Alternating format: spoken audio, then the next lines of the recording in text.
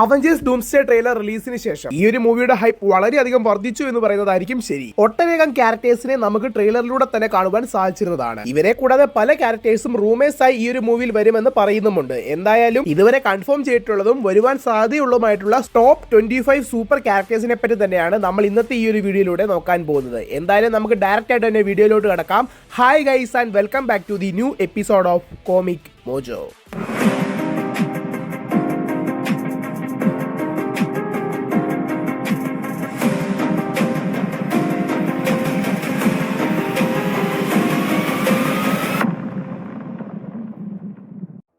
40-ലധികം ക്യാരക്ടേഴ്സിനെയാണ് ഇതുവരെ അവഞ്ചേഴ്സ് ഡൂംസ്ഡേയിൽ കൺഫേം ചെയ്തിട്ടുള്ളത്. കൺഫേം ചെയ്യാത്ത 10-40 സൂപ്പർ ഹീറോസ് വേറെയും. എന്തായാലും ഇവരെ എല്ലാം വെച്ച് 25 പേരുടെ ലിസ്റ്റ് ഉണ്ടാക്കുമ്പോൾ കുറച്ചു പേർ ഇടയ്ക്ക് മിസ് ആകുവാൻ സാധ്യതയുണ്ട്. അത്യാവശ്യം കോമിക്സുകൾ റെഫർ ചെയ്തും എന്റെ ഒരു പേഴ്സണൽ ഇൻട്രസ്റ്റും കൂടി ചേർത്താണ് ഈ ഒരു ലിസ്റ്റ് തയ്യാറാക്കിയിരിക്കുന്നത്. അപ്പോൾ നമ്മുടെ ഈ ഒരു ലിസ്റ്റിൽ 25ാമത്തെ സ്ഥാനത്തുള്ളത് ഹാങ്ക്. എക്സ്മെൻ ടീമിന്റെ ഹൾക്ക് എന്ന് നമുക്ക് ഈ ഒരു ക്യാരക്ടറിനെ വിശേഷിപ്പിക്കാം. ഫിസിക്കൽ സ്ട്രെങ്ത് കൊണ്ട് മാത്രമല്ല ഇന്റലിജൻസിലും വളരെയധികം മുന്നിട്ട് നിൽക്കുന്ന ഹാങ്ക് നമ്മുടെ ഈ ഒരു പട്ടികയിൽ ഉൾക്കൊള്ളുവാനായിട്ടുള്ള ക്രൈറ്റീരിയയിൽ ഉണ്ടാകുമെന്ന് എനിക്ക് തോന്നി. നമ്മുടെ ഈ ഒരു ലിസ്റ്റിൽ നമ്മൾ 24ാം സ്ഥാനത്ത് കാണാൻ പോകുന്നതാണ് Sam Wilson, Captain America. Steve റോജേഴ്സിന് ശേഷം ക്യാപ്റ്റൻ അമേരിക്കയായി വന്നിട്ടുണ്ടായിരുന്ന സാം വിൽസൺ ആ ഒരു ലെഗസി കാത്തു സൂക്ഷിക്കുവാനായി പെടുന്ന കഷ്ടപ്പാടുകൾ ഫാൾക്കൺ ആൻഡ് വിന്റർ സോൾജറിലൂടെയും ക്യാപ്റ്റൻ അമേരിക്ക 4-ലൂടെയും നമ്മൾ കണ്ടിരുന്നതാണ്. ഹൾക്കിനോളം ഈക്വൽ പവറുള്ള റെഡ് ഹൾക്കുമായി 1-on-1 ആയി നിന്ന് ഫൈറ്റ് ചെയ്തു എന്നത് തന്നെയാണ് ഫാൾക്കന്റെ ഏറ്റവും വലിയ അച്ചീവ്മെന്റ്. നമ്മുടെ ഈ ഒരു പട്ടികയിൽ നമ്മൾ 23ാം സ്ഥാനത്ത് കാണാൻ പോകുന്ന ക്യാരക്ടറാണ് ആന്റ്മാൻ. അവഞ്ചേഴ്സ് എൻഡ് ഗെയിമിൽ ഒരു ക്രിട്ടിക്കൽ റോളിൽ തന്നെ വന്ന് ഈ ഒരു എൻഡർ എൻഡ് ഗെയിമിനും കാരണക്കാരനായത് ആന്റ്മാൻ അഥവാ സ്കോട്ട് ലാങ് തന്നെയാണ്. വലുതാകാനും ചെറുതാകാനുമുള്ള സൈസ് ഹോൾഡറിംഗ് എബിലിറ്റി തന്നെയാണ് ആന്റ്മാനെ വളരെയധികം പവർഫുൾ ആക്കി മാറ്റുന്നത്.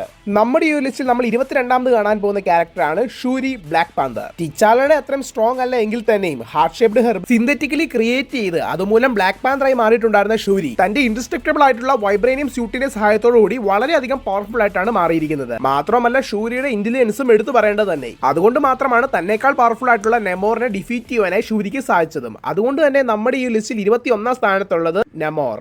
കോമിക്സ് വെച്ച് നോക്കുകയാണെങ്കിൽ ഹൾക്കിനോളം ഈക്വൽ ആയിട്ടുള്ള സ്ട്രെങ്ത് ഈ ഒരു ക്യാരക്ടറിനുണ്ടെന്നാണ് പറയപ്പെടുന്നത്. വക്കാൻഡ ഫോർ എവറിൽ ടിച്ചാളയുമായിട്ട് 1-on-1 ഫൈറ്റ് ചെയ്തിട്ടുണ്ടായിരുന്ന ടെംബാക്കുവിനെ ഒറ്റ പഞ്ചിൽ നെമോർ നോക്കൌട്ട് ചെയ്യുന്നു എന്നതിനോടൊപ്പം തന്നെ എൻ്റെ വക്കാൻഡ ഡിഫൻസിനെയും ഒന്നുമല്ലാത്ത രീതിയിൽ തകർത്ത് വിടുന്നതായിട്ട് നമ്മൾ ഇതേ മൂവിയിൽ കണ്ടിരുന്നതാണ്. ഷൂരിയുടെ ബുദ്ധിപരമായ നീക്കത്തിലൂടെ വാട്ടർ ഡീഹൈഡ്രേറ്റ് ചെയ്ത് വീക്കൻ ചെയ്തുകൊണ്ട് മാത്രമാണ് ഒരു പരിധി വരെ നെമോറിനെ ഡിഫീറ്റ് ചെയ്യുവാനായി ബ്ലാക്ക് പാന്തറിന് സാധിച്ചിരുന്നതും. നമ്മുടെ ഈ ഒരു പട്ടികയിൽ 20ാം സ്ഥാനത്തുള്ളത് ദ തിങ്. ഫാന്റാസ്റ്റിക് ഫോർ ടീമിന്റെ മസിൽ എന്ന് പറയപ്പെടാവുന്ന തിങ് വളരെയധികം സ്ട്രോങ് ആണെങ്കിൽ തന്നെയും ഫിസിക്കൽ സ്ട്രെങ്തിനെ ആശ്രയിച്ചാണ് ഈ ഒരു എൻഡർ ക്യാരക്ടറും ക്രിയേറ്റ് ആയിരിക്കുന്നത്. തിങ്ങിന്റെ ഇൻഡസ്ട്രക്റ്റബിൾ ആയിട്ടുള്ള ബോഡി എടുത്തു പറയേണ്ടത് തന്നെ. വളരെ ഈസി ആയി തന്നെ ഒരു ട്രക്കൊക്കെ ഗലാക്ടസിന് നേരെ വലിച്ചെറിയുന്നത് നമ്മൾ ഫാന്റാസ്റ്റിക് ഫോർ മൂവിയിൽ കണ്ടിരുന്നതാണ്. നമ്മുടെ ഈ ഒരു പട്ടികയിൽ നമ്മൾ 19ാമത് കാണാൻ പോകുന്ന ക്യാരക്ടറാണ് സ്പൈഡർമാൻ. അടുത്തതായി പുറത്തിറങ്ങാനിരിക്കുന്ന സ്പൈഡർമാൻ ബ്രാൻഡ് ന്യൂ ഡേയിലൂടെ മാത്രമേ ഈ ഒരു ക്യാരക്ടർ ഡൂംസ്ഡേയിൽ ഉണ്ടാകുമോ ഇല്ലയോ എന്നുള്ള കാര്യം നമുക്ക് കൺഫേം ആകത്തുള്ളൂ. എങ്കിൽ തന്നെയും ടോം ഹോളണ്ടിന്റെ മാത്രമല്ല ആൻഡ്രൂ ഗാർഫീൽഡിന്റെയോ ടോബി മഗ്വയറിന്റെയോ സ്പൈഡർമാൻ ഈ ഒരു മൂവിയിൽ ഉണ്ടാകുമെന്ന് എല്ലാവരും സ്പെക്കുലേറ്റ് ചെയ്യുന്നു. സ്പൈഡർമാന്റെ ഫിസിക്കൽ സ്ട്രെങ്തിനെ പറ്റി ഞാൻ പ്രത്യേകം പറയേണ്ടതില്ലല്ലോ. ബ്രാൻഡ് ന്യൂ ഡേയിൽ സാവേജ് ഹൾക്കുമായിട്ടാണ് സ്പൈഡർമാൻ ഫൈറ്റ് ചെയ്യുന്നത്. അതുപോലെ തന്നെ സ്പൈഡർമാന്റെ സ്പൈഡർ സെൻസും എടുത്തു പറയേണ്ടതാണ്. ഈവൻ ദോ ടെലിപാത്സിൽ നിന്ന് വരെ ഈ ഒരു ക്യാരക്ടറിന് സ്പൈഡർ സെൻസ് ഇമ്മ്യൂണിറ്റി നൽകുന്നു. 18ാം സ്ഥാനത്തുള്ളത് ലവ്. ആക്ച്വലി ഈ ഒരു ക്യാരക്ടർ ഡയറക്റ്റ് എറ്റേണിറ്റിയിൽ നിന്ന് തന്നെ വന്നിട്ടുള്ളതായതുകൊണ്ട് തന്നെ വളരെ വലിയൊരു പവർ സോഴ്സ് തന്നെയാണ് ലവിനുള്ളത്. അതുകൊണ്ട് തന്നെയാണ് ഫ്രാങ്ക്ലിൻ റിച്ചാർഡ്സിനെ പോലെ തന്നെ ഡോക്ടർ ഡൂം ലവിനെയും തേടി വരും എന്നുള്ള റൂമേഴ്സ് ഉള്ളത്. എന്നാലും ഈ ഒരു ക്യാരക്ടറിനെ അധികമായി മാർവൽ എക്സ്പ്ലോർ ചെയ്യാത്തതുകൊണ്ട് മാത്രമാണ് ഈ ഒരു ലിസ്റ്റിൽ 18ാം സ്ഥാനത്ത് ലവ് എത്തിയത്. 17ാമതായി നമ്മുടെ പട്ടികയിലുള്ള ക്യാരക്ടറാണ് സൈക്ലോപ്സ്. പ്രൊഫസർ എക്സിന്റെ അഭാവത്തിൽ എന്റെ എക്സ്മാൻ ടീമിന്റെ ലീഡർ ആയിട്ടുള്ളത് സൈക്ലോപ്സ് തന്നെയാണ്. സൈക്ലോപ്സിന്റെ കണ്ണിൽ നിന്നും പുറപ്പെടുന്ന ഒപ്റ്റിക് ബ്ലാസ്റ്റ് ഈ ഒരു ക്യാരക്ടറിനെ കൂടുതൽ ഡേഞ്ചറസ് ആക്കി മാറ്റുന്നു. മുമ്പ് ഇറങ്ങിയിട്ടുണ്ടായിരുന്ന എക്സ്മെൻ സിനിമകളിൽ സൈക്ലോപ്സിനെ ഒരു സൈഡ് ക്യാരക്ടർ ആയിട്ട് മാത്രമാണ് പരിഗണിച്ചിട്ടുണ്ടായിരുന്നത് എങ്കിൽ തന്നെ ഡൂംസ്ഡേയിലൂടെ ഈ ഒരു ക്യാരക്ടറിന്റെ ഫുൾ പൊട്ടൻഷ്യൽ കൊണ്ടുവരുമെന്ന് തന്നെ നമുക്ക് മനസ്സിലാക്കാം.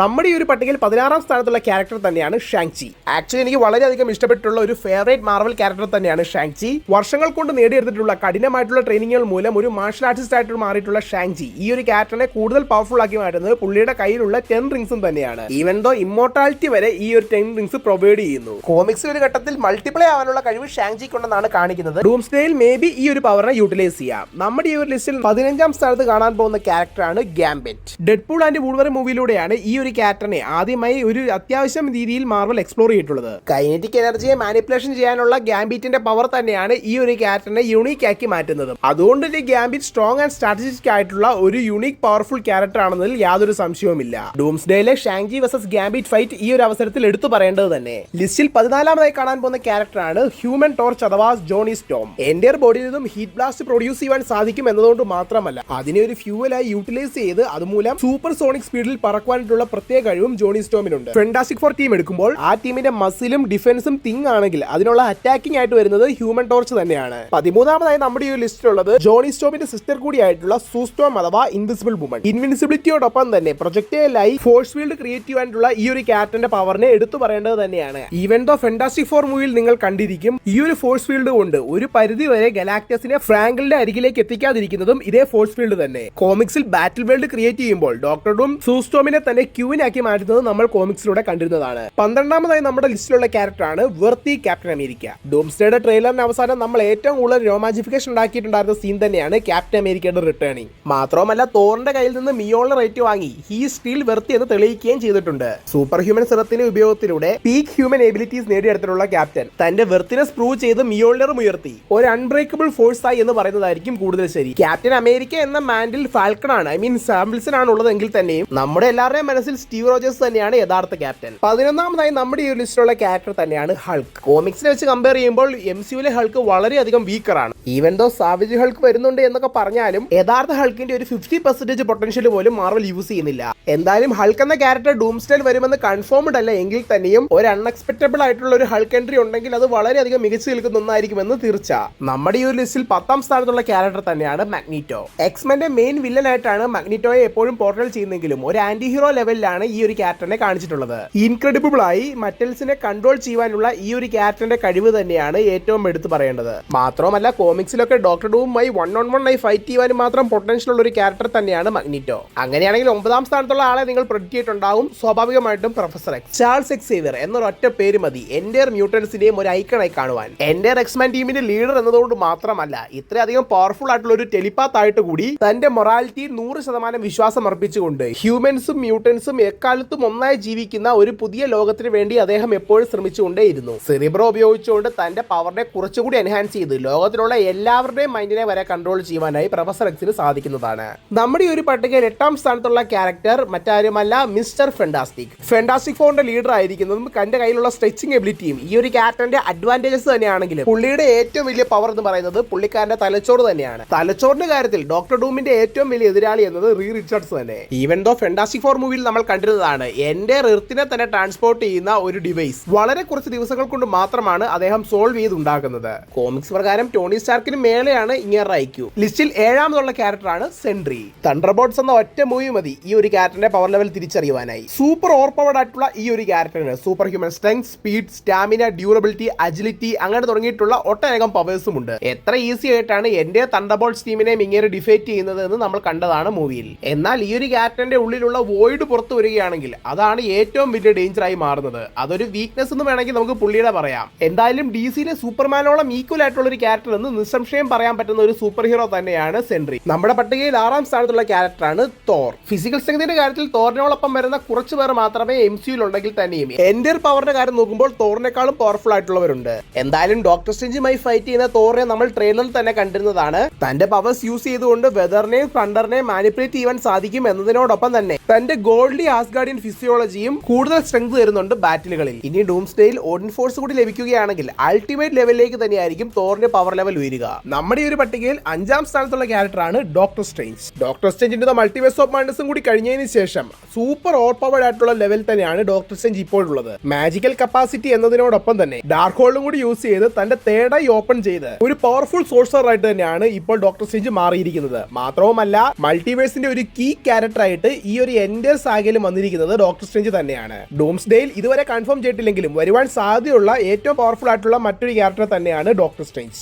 4ാം സ്ഥാനത്ത് നമ്മുടെ ഈ ഒരു പട്ടികയിലുള്ളത് ഫ്രാങ്ക്ലിൻ റിച്ചാർഡ്സ് ആണ്. ഫ്രാങ്ക്ലിൻ വന്നിട്ടുള്ള ഒരു ഒറ്റ മൂവി കൊണ്ട് തന്നെ എത്രത്തോളം ഇമ്പോർട്ടന്റ് ആണ് ഈ ഒരു ക്യാരക്ടർ എന്ന് നമുക്ക് മനസ്സിലാക്കുവാൻ സാധിച്ചിട്ടുണ്ട്. കോമിക്സിലാണെങ്കിൽ ഒരു എൻഡർ ബേബി യൂണിവേഴ്സ് തന്നെ വെറുതെ കളിക്കാൻ വേണ്ടി ക്രിയേറ്റ് ചെയ്തിട്ടുള്ളതാണ് ഫ്രാങ്ക്ലിൻ. മാത്രമല്ല മൂവിയിൽ നമ്മൾ കണ്ടതാണ് മരണപ്പെട്ട സൂസ്റ്റോമിനെ ഫ്രാങ്ക്ലിൻ റിവൈവ് ചെയ്യുന്നത്. ഫെന്റാസ്റ്റിക് ഫോർ മൂവിയിലെ മെയിൻ കോൺസെപ്റ്റ് തന്നെ ഫ്രാങ്ക്ലിനെ നേടിയെടുക്കുവാനായി ആക്ടേഴ്സ് വരുന്നത് തന്നെയാണ്. അത്രയധികം ഇമ്പോർട്ടന്റ് ആയിട്ടുള്ള ഒരു ക്യാരക്ടർ ആയതുകൊണ്ട് തന്നെ ആയിരിക്കണം ഡോക്ടർ ഡൂമും ഫ്രാങ്ക്ലിനെ തേടി അവസാനം എത്തുന്നത്. ഫുള്ളി ഡെവലപ്ഡ് അല്ല ഈ പവേഴ്സ് എന്നതുകൊണ്ട് മാത്രമാണ് നമ്മുടെ ഈ ഒരു ലിസ്റ്റിൽ 4ാം സ്ഥാനത്ത് ഫ്രാങ്ക്ലിനെ കാണിച്ചത്. നമ്മുടെ ഈ ഒരു പട്ടികയിൽ 3ാം സ്ഥാനത്തുള്ള ക്യാരക്ടർ മറ്റാരുമല്ല, Jean Grey. Spider-Man brand new ഡേയിലൂടെ ജീൻ ഗ്രേനെ ഒഫീഷ്യലി മാർവലിലേക്ക് ഇൻട്രൊഡ്യൂസ് ചെയ്യാനായിട്ടാണ് ഇപ്പോൾ പ്ലാൻ ചെയ്തുകൊണ്ടിരിക്കുന്നത്. അത് സത്യമാണെങ്കിൽ അതിനുശേഷമായി ഇറങ്ങാൻ പോകുന്ന ഡൂംസ്ഡേയിലും സ്വാഭാവികമായിട്ടും ജീൻ ഗ്രേ റെഫറൻസുകൾ ഉണ്ടാകാം. അതുകൊണ്ട് തന്നെ വളരെയധികം പവർഫുൾ ആയിട്ടുള്ള ഈ ഒരു ക്യാരക്ടർ ഡോക്ടർ ഡൂമിനെ ഡിഫീറ്റ് ചെയ്യുവാനായി മാർവൽ യൂസ് ചെയ്യുമെന്ന് തന്നെ നമുക്ക് പ്രതീക്ഷിക്കേണ്ടിയിരിക്കുന്നു. ജീൻ ഗ്രേക്കുള്ള ടെലിപാത്തിക് ടെലികൈനസിസ് എബിലിറ്റിയോടൊപ്പം തന്നെ ഫീനിക്സ് ഫോഴ്സിന്റെ പവറും ഈ ഒരു ക്യാരക്ടറിനെ സൂപ്പർ ഓവർ പവർഡ് ആക്കി മാറ്റിയിരിക്കുന്നതിൽ സംശയമില്ല. പവർഫുൾ ക്യാരക്ടേഴ്സിന്റെ ഈ ഒരു ലിസ്റ്റിൽ 2ാം സ്ഥാനത്തുള്ളത് God of Stories Loki. Loki സീരീസിന്റെ അവസാനം എത്തിയപ്പോൾ തന്നെ എന്റെ ടൈം ലൈൻ ബ്രാഞ്ചിനെയും തന്റെ കൺട്രോളിൽ എടുത്തുകൊണ്ട് ത്രോണിൽ ഇരുന്ന് ഗോഡ് ഓഫ് സ്റ്റോറീസ് ആയി മാറിയ ലോക്കി കോമിക്സിൽ വന്നിട്ടുണ്ടായിരുന്ന ബിയോണ്ടർ ലെവലുള്ള ഒരു പവർഫുൾ ക്യാരക്ടർ ആയിട്ടായിരിക്കും ഈ ഒരു മൂവിയിൽ അപ്പിയറൻസ് നടത്തുക എന്നാണ് ഇൻസൈഡ് റിപ്പോർട്ടുകൾ പറയുന്നത്. മിക്കവാറും ലോക്കിയെ ഫോക്കസ് ചെയ്ത് തന്നെ ആയിരിക്കാം ഈ ഒരു ഡൂംസ്ഡേ കടന്നു പോവുക എന്നും ഒരു റൂമേഴ്സ് ഉണ്ട്. എന്റെ അവഞ്ചേഴ്സിന്റെ വില്ലനായി വന്ന് ഇപ്പോൾ അവഞ്ചേഴ്സിന്റെ തന്നെ ലാസ്റ്റ് ഹോപ്പ് ലോക്കി ആകുമോ എന്നാണ് സംശയം. 1ാം സ്ഥാനത്തുള്ള ആളെ നിങ്ങൾ ഇപ്പോൾ തന്നെ പ്രിഡിക്റ്റ് ചെയ്തിട്ടുണ്ടാകും, സാക്ഷാൽ ഡോക്ടർ ഡൂം.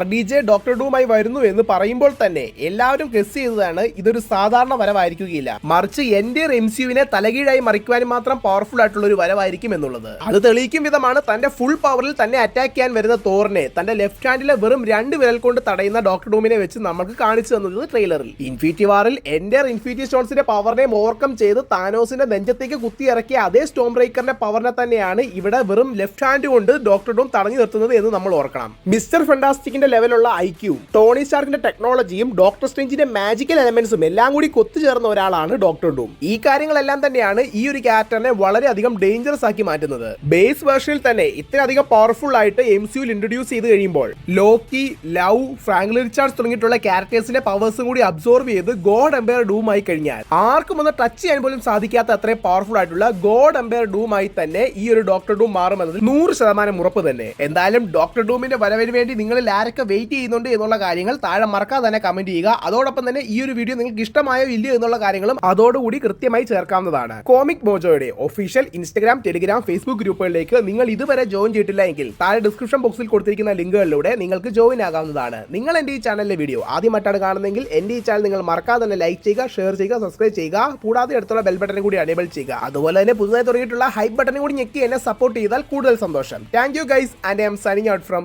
Comic mojo.